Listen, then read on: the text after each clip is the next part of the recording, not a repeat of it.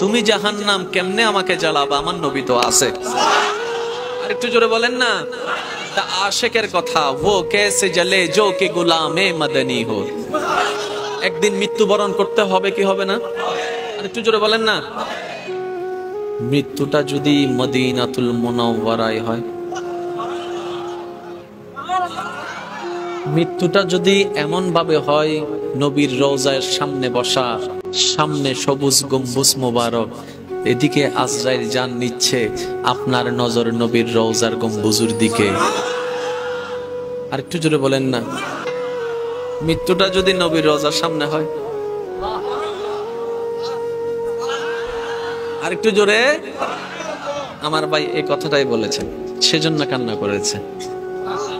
আমার নবী কেমন নবী, আমার নবী কেমন নবী, আমার নবী এমন নবী যে নবীর মতো কোন নবী পৃথিবীতে আল্লাহ পাঠাই নাই, সবার চেয়ে আলাদা করে বানাইছে।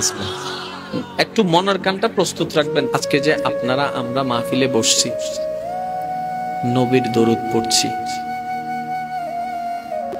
একটা সময় আমার নবী আমাদেরকে নিয়ে কথা বলেছেন। সাহাবায়ে কেরামকে নবী রাহমাতুল্লিল আলামিন নিয়ে বসেছেন। নবীজি সামনে সাহাবা, কোন সাহাবা? আবু বকর সিদ্দিক। কোন সাহাবা? ফারুক আজম, উসমান গনি, মৌলা আলী। সাহাবাদেরকে নিয়ে আপনার আমার নবী বসা। আমি বলছি আপনারা শুধু কল্পনা করতে থাকেন, কল্পনা করতে থাকেন। আমার নবী সাহাবায়ে কেরামদেরকে প্রশ্ন করলেন, আচ্ছা সাহাবারা বলো তো দেখি, কাদের ঈমানের কথা চিন্তা করলে বেশি অবাক লাগে তোমাদের? সাহাবায়ে কেরাম বললেন, ইয়া রাসূলুল্লাহ, কাদের ঈমান, কাদের ঈমান? নবী রাসূলের ঈমানের কথা চিন্তা করলে বেশি অবাক লাগে। আমার নবী বললেন, এখানে অবাক হওয়ার কি আছে? ওনাদেরকে তো আল্লাহ নিজেই ঈমানদার বানাই পাঠাই দিয়েছেন, বাছাই করে নিয়েছেন। সাহাবায়ে কেরাম বলে, তাহলে তাহলে তাহলে ইয়া রাসূলুল্লাহ, ফেরেশতাদের ঈমান বড় অবাককর বিষয়। আমার নবী বললেন, এখানে অবাক হওয়ার কি আছে? ফেরেশতারা তো সবসময় আল্লাহর রহমতের ছায়া তলেই থাকে, তারা তো সবসময় আল্লাহর ইবাদত করতেই থাকে, তারা তো ভুল করে না, গুনাহ করে না, সবসময় ইবাদত নিয়ে থাকে।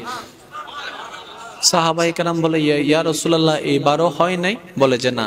এবার সাহাবায়ে কেরাম বললেন, ইয়া রাসূলুল্লাহ, নবীও যেহেতু নয়, ফেরেশতারাও যেহেতু নয়, নিশ্চয়ই আমাদের ঈমান হলো বড় অবাককর বিষয়। কারণ আমরা এক সময় কাফের ছিলাম, পরে আপনাকে দেখে, আপনার চরিত্র মোবারক দেখে, আপনার প্রেমে পড়ে আমরা এক আল্লাহকে মেনে ইসলাম ধর্ম গ্রহণ করেছি।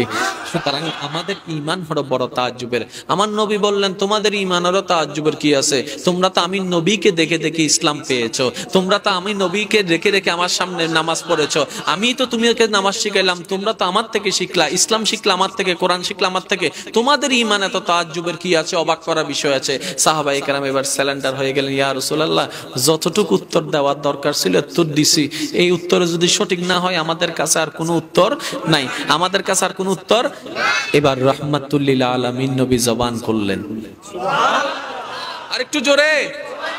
এবার নবী রাহমাতুল্লিল আলামিন জবান খুলে বললেন, হে আমার সাহাবারা, শুনো শুনো, যাদের কথা আমি বলছি, যাদের ঈমানের কথা চিন্তা করলে অবাক লাগে বলছি, তারা এখনো আসে নাই।